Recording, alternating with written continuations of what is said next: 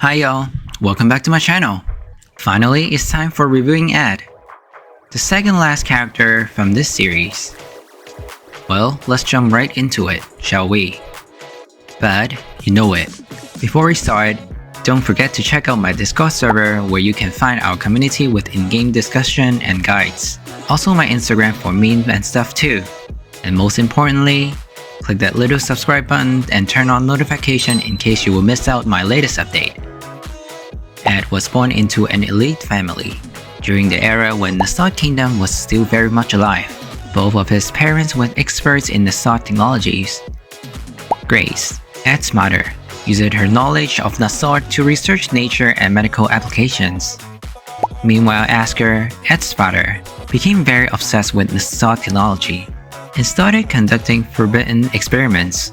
Eventually, Ed's father starting to subject Ed to these experiments, intending to turn him into a weapon.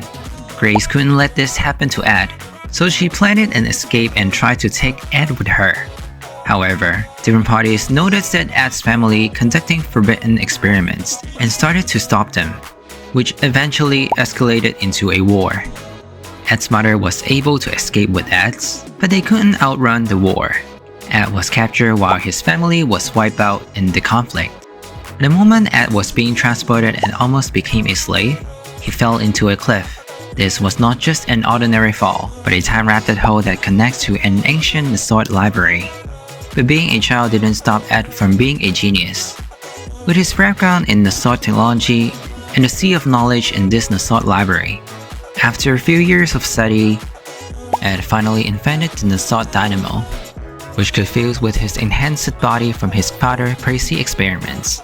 He finally broke free from that place, but he realized that the world he was in was already 300 years ahead of his time, and his family was long gone, as the Sword Kingdom has already been wiped out. And now his task is to go back in time and save his mom. I guess Noah would pretty much join his research if they encounter each other much earlier in time. Ed does not have an awakening gauge, but instead he has dynamo points, which are consumed when awakening or using skills or commands. Once awakening, he will enter dynamo configuration mode. The system has a gauge of 406 mutation points. Some skills will consume the DP gauge along with mana. Additionally, the gauge will also be consumed when using command attacks and the sword armor combo while awakening. Mutation points is used as a skill damage effect amplifier and will be consumed when using DP related skills. These points can be reviewed when reawakening or via some DP recovery skills. And in fact, he was the first character that get rid of the needs of awakening beats. Managing these resources are very important when playing Ed. His base system is not as easy to manage when it comes to advanced resource management, making him not a very new player friendly class to start with. But if you're here to see how Ed roll with his arrogant attitude, then let's start with the first path. First path, Doombringer. DB is the canon path of Ed and keeps modifying the dynamo weapon, but soon he faced a bottleneck. He already reaches the limit of dynamo with his current power supply. He wanted to get more power supply into dynamo, so he could enhance the sword armor along with it.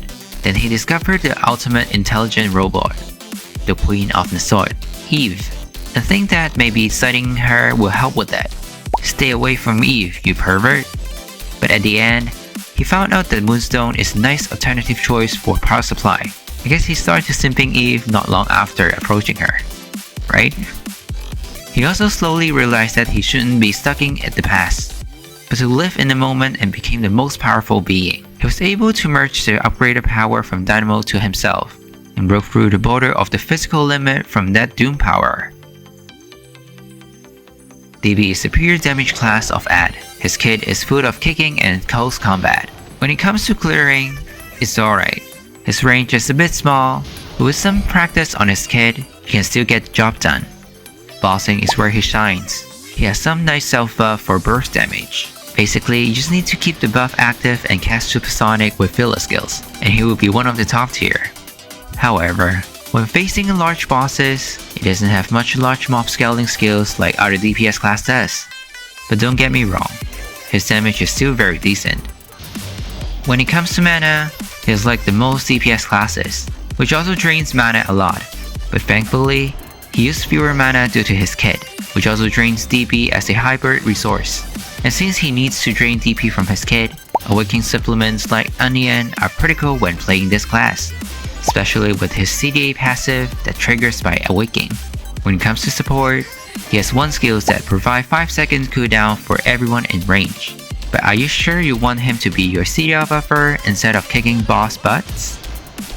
In general, DP is a great damage dealer, especially towards small bosses.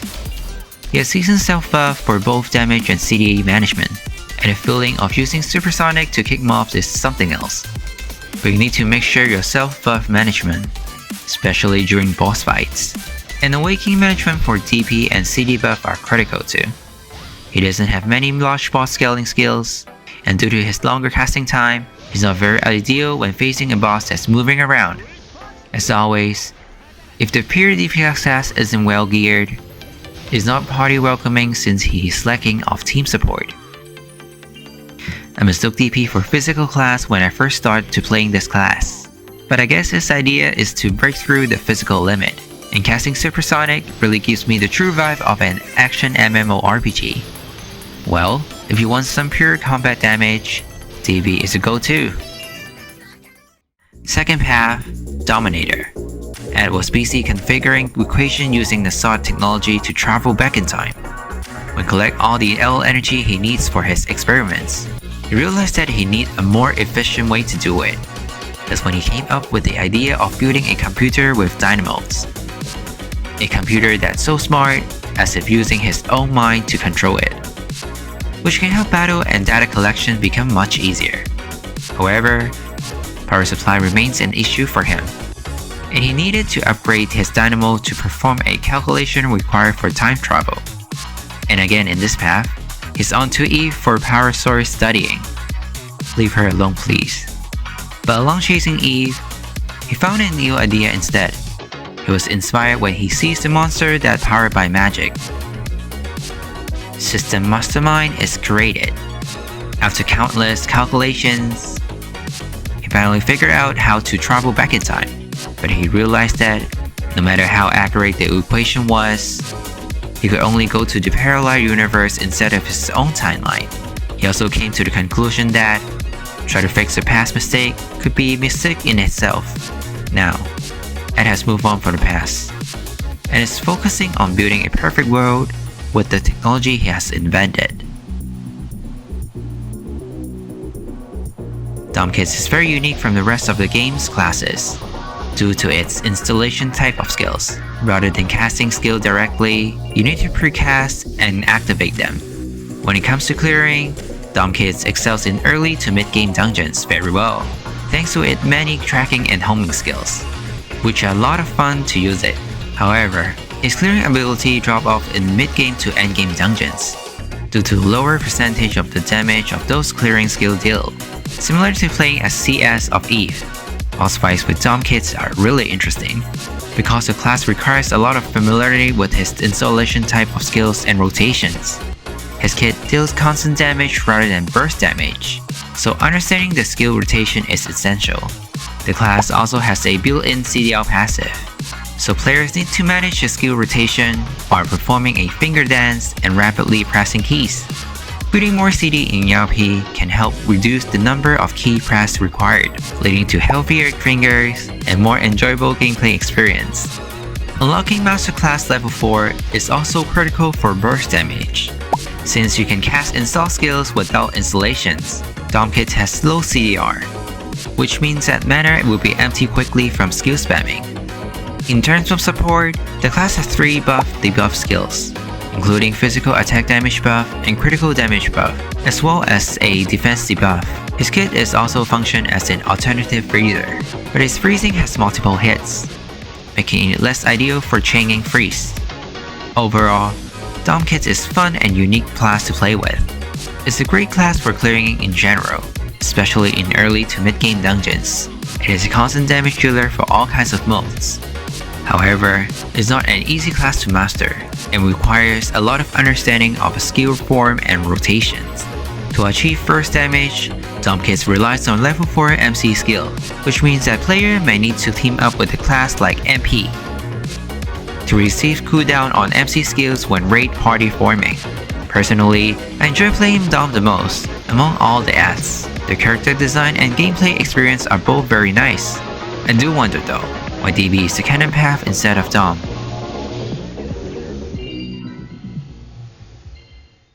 Third path, Mad Paradox. Ed thought he had solved the equation for time travel, but his dynamo power was not enough for him to travel through time. In his desperation to go back in time, he discovered that the power of Moonstone could fulfill the power supply he needed. He rushed headfirst into time travel without doing any checkups and proof checking, without considering any future consequences. As a result, he found himself not in his own timeline, but in a parallel universe. Despite his confident in the equation, he always ended up in another universes. After seeing that he hadn't lost his family in any of these universes, Ed finally had a mental breakdown. He started to destroy every timeline he could access. Because he had already gone mad, his body began to collapse to all the universes travel, and he transformed into something else, a ghost, a demon, or a consciousness that only wanted to destroy everything and go back to his past in the right timeline with his mom. MP has great clearing ability.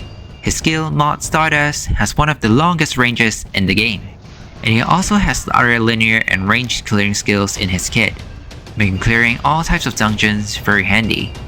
For bossing, he's the opposite of DB. He deals great damage for large bosses, but small bosses are a headache for him, even if you know his skills hitbox very well. He doesn't have self buff to manage, so that's one less problem to play as MP. His resource management is very difficult from the rest, which I think is a cool way to represent his lore. Since he is not really human in true form, he doesn't need to use much mana in awakening mode. He uses DP gauge to cast DP related skills when he enters his true form, which makes his mana management so good if you can manage to swap between forms. His passive also makes Potion recover his DP while awaking, making him a rare DPS class that has nice mana management. Supporting wise, he's well known for his SOT, back when he was the only class that has Team Resurrections, which also reduced the skill cooldown for party by 15 seconds. That skill actually heals up 100% mana and HP too. He's also a magical debuffer. You won't really want him to be your support since he is in the carry role. So, MP is a straightforward damage class. The system is not very complex. It's more of the concern of resources management. It has great ability to clear, great for facing large bosses without needing to manage self-buffs. You just need to manage your mutation points and casting positions. Party SOT for CR and healing is nice too, but his casting speed is kind of slow. Though he has many clearing skills, and he only has one main skills for DPSing. All the other skills are time fillers. M6 skills is also relevant for him. MP is an interesting class. Compared to gameplay, I find his lore and design draw the most attention from me. Give it a try for that bloody Stardust clearing. Fourth path, OverMind. While exploring Wally Labs in Altera, he accidentally finds his mom Nasod technology studies and research. Human body and Nasod are very similar. If you can recover and control Nasod, why not humans? That was the first thought after accessing this precious data from his mom. The seed of his evil thought of controlling all mankind has been planted. He had started collecting human data while using healing technology and knowledge from his mother to treat civilians. People started worshipping him with his miraculous medical treatments. He gained all the trust and worship from people, while just treating all mankind as test subjects surreptitiously. Now, he has become a leader who people are obsessively worshipping.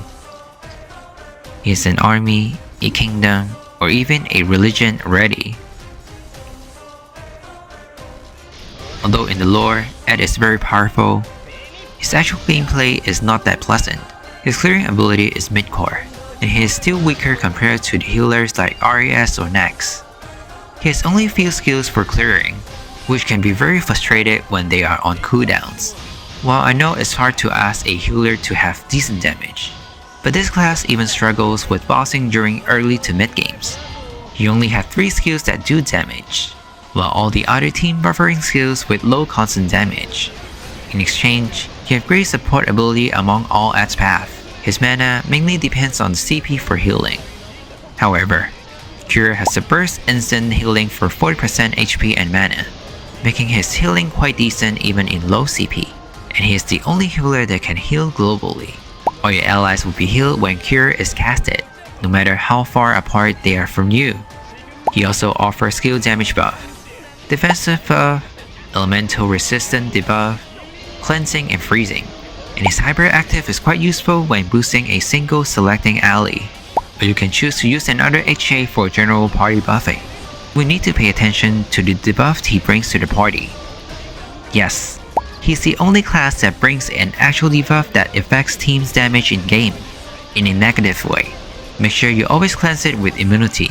I guess this is something that KOG wants to correspond to this lore, but imagine it can kill party total damage up to 50%. That's bloody crazy. So, OverMind is the only full supporting path of ads, qualified it to be taken as a healer tier support. It's a nice jumping board path of ad mains for title or stages farming, but when it comes to general damage, it's very weak and not enjoyable for clearing or bossing, and he could actually bring team damage down if you forget to cleanse it. His support is not very outstanding among all the other healers on the table. He's more of a filler support if there is no other ones, since his supporting is mid. I definitely think OverMind needs either damage buff or supporting buff. He's the all-out support among all ads, but not good enough to be the meta support. Hopefully, he can be good as his lord, Lord of the Empire. Ad's arrogant personality is certainly the highlight of his design. His voiceover is nicely done in my opinion. However, he's a character that is not very new player friendly in general, but I'm sure you can find a lot of fun if you start to playing this character. Thanks to all the ad mains to provide their helps and thought on different paths of ads. Big shout out of all of you. The video of Rose will be made very soon, but I need to finish collecting all of her path first. I'll also start working on some guideline contents, so stay tuned for my updates. If you enjoyed this video, please press that like and share button. Comment down below your thoughts on ads or any content suggestions. Don't forget to subscribe so you won't miss out my latest updates. I'll see you all on the next one.